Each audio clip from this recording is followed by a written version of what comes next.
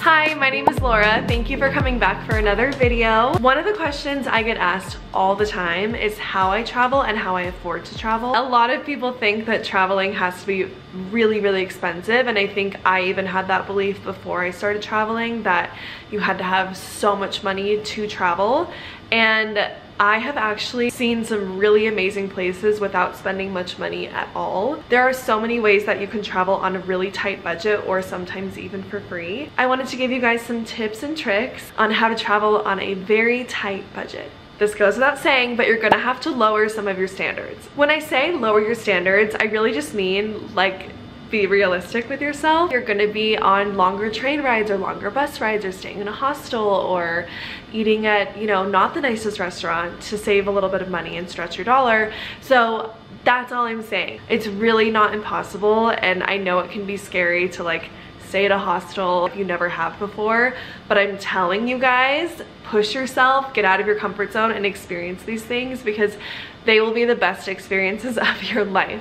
Okay, so let's get right into it. If you're looking to travel to a different country for a long period of time, there are actually a lot of work programs that you can look into and sign up for that will give you a free place to stay and maybe even a little bit of like weekly pocket money. I personally was an au pair in Madrid, Spain for the summer of 2017 when I was in college, and it was the best summer of my life. I actually made a video about how I became an au pair and what to expect, and it was very detailed, so I'll link that below, or try to pop it here, but if not, I'll link it below.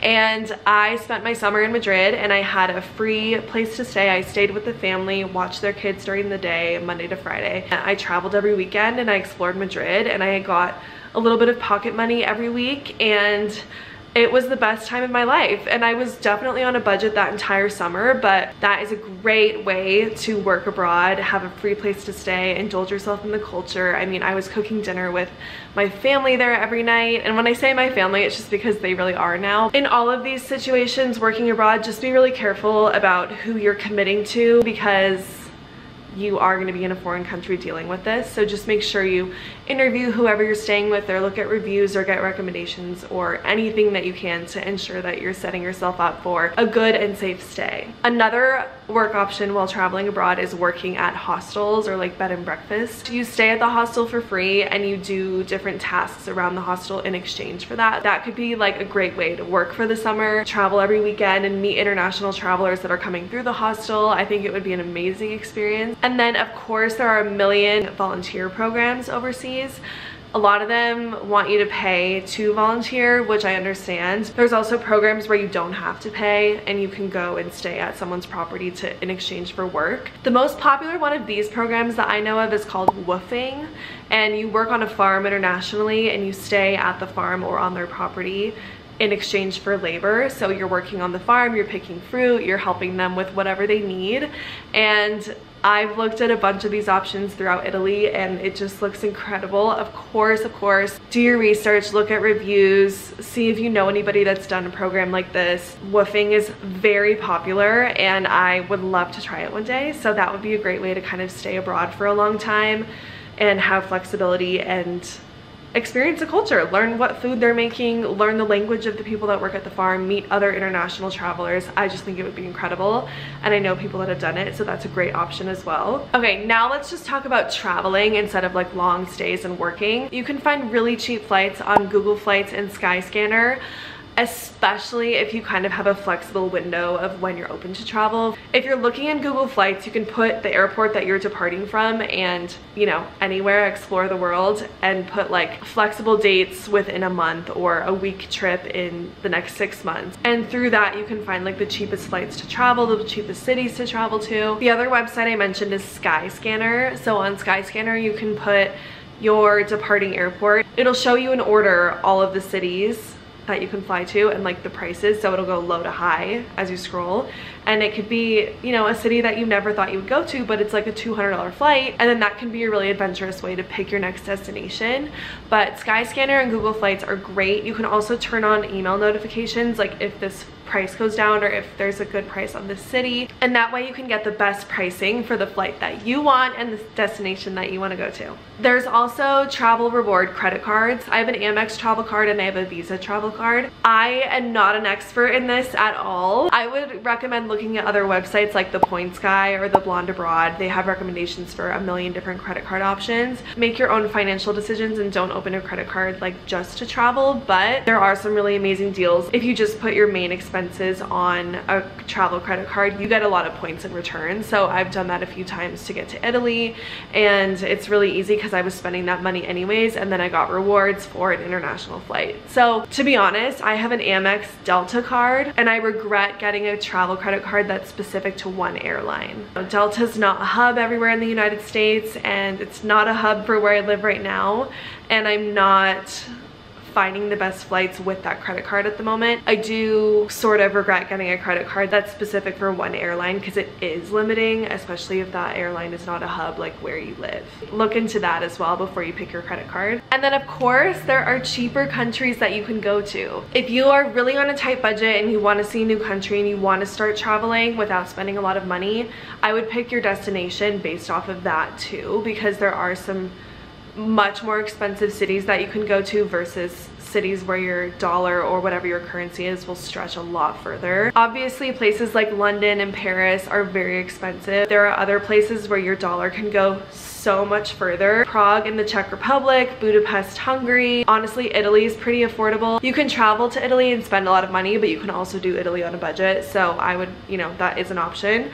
Spain is another one of those countries where you can do it big or you can do it on a tight budget. Mexico City is a great option if you're on a budget. South Africa was very affordable for me when I was there. I also went to Egypt and stayed in a guest house with a literal view of the pyramids, and it was like not even $50 a night, and that was very affordable. And then of course, Southern Asia is always, you know, the main recommendation if you're on a tight budget, but you really can kind of choose your location to save money as well. Okay, let's talk about accommodation, because this is really where you can start saving a lot of money. Hostels are everything. I love staying in hostels, and I know a lot of people are really wary of it or nervous about it, and it's just like intimidating, especially if you're coming from the United States, because we don't really have hostels here and it's very much like a foreign thing. I stayed in my first hostel when I was in Prague, and I was really nervous, and I stayed in an all-female dorm room with bunk beds, and it was the best experience. And ever since then, I literally go out of my way to stay at hostels. You will enrich your experience times 100 if you stay at a hostel. I'm telling you this. I've met so many incredible people while I have stayed at hostels, and they can be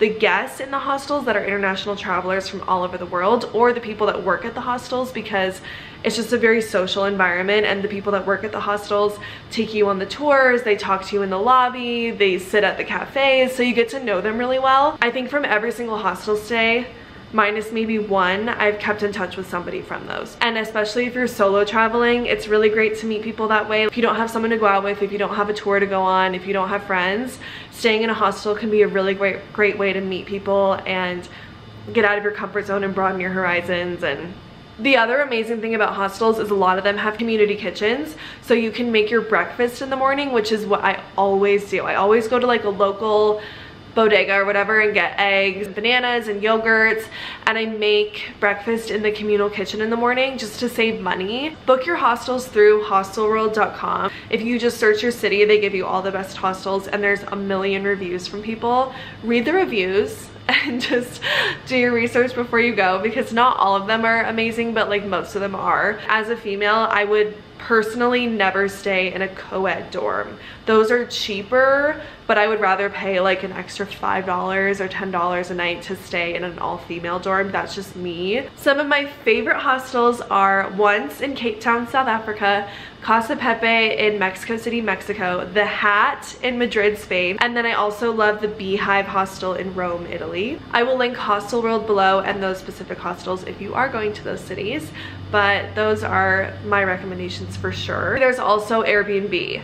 Airbnbs can be really cheap, They can also kind of have a lot of tricky fees before you get to the final price, like service fees, cleaning fees, and stuff like that. There's some really great options that you can find on Airbnb, but then in some of the more expensive cities, it's sometimes even less costly to stay at a hotel, I found.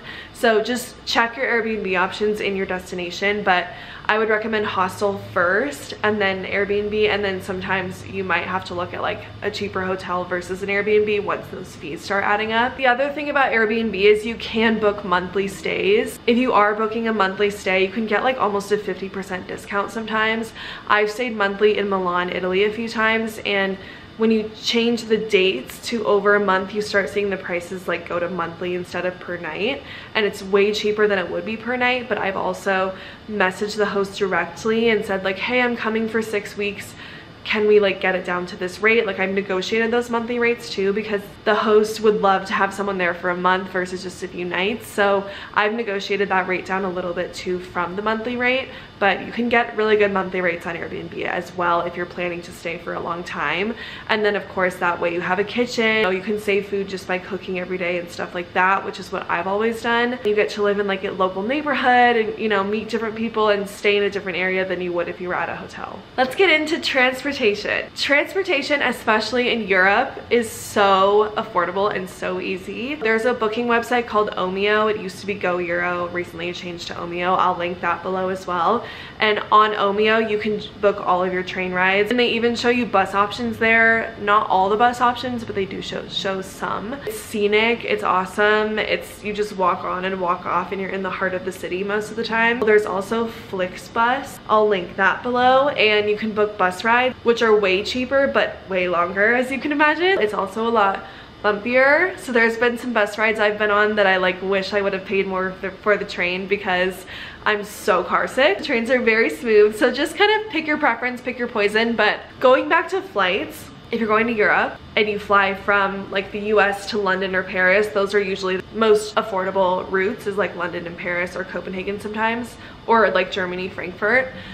Once you get into those big airports, you can book the cheapest jumper flights or a train ride to get to your final destination. So if you're looking from like Denver to Rome and it's super expensive, but then if you look Denver to London and it's just a few $100s and then you add the jumper, you can do it that way too. You can also get into that city and then take a train for way less. The airlines that are super cheap over in Europe are Ryanair, EasyJet, TAP Portugal sometimes. If you're doing that, make sure to leave enough time in between those flights to actually make the flight if there's any delays on your big flight, because they're not going to really reimburse you for that since you booked separate tickets. If you're in a country like South Africa, Mexico, Ubers can be really, really, really cheap. The currency exchange in different countries, your money does go a lot further. Another tip is to travel during the off season. Prices go way down for accommodations, train rides, planes. You can actually save a lot of money that way if you don't go during the peak summer seasons and peak spring break seasons to travel. It's actually nicer to travel during the shoulder seasons because there's way less of a crowd. The only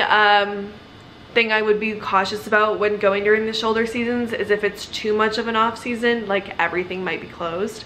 So I would go kind of closer to the peak season, but off of it a little bit while things are still open. But I think the main takeaway is that traveling really doesn't have to be that expensive. You don't have to break the bank to see the world, and you can travel in really creative ways. If you're in college or if you're taking a gap year, go be an au pair. It was one of the best things I ever did, and I saw so many countries that summer and so many cities that I never would have gone to if I didn't take that opportunity. I really just recommend seeing the world while you can, travel while you can. If you guys have any questions or any other recommendations, leave it in the comments below. I'll have all my travel recommendations that I mentioned linked down below, and I'll also have my travel blog linked below where I write different articles weekly about travel recommendations and tips and tricks and solo travel and all of that. If you took any value from this video, please like and subscribe down below, and I will see you in the next video.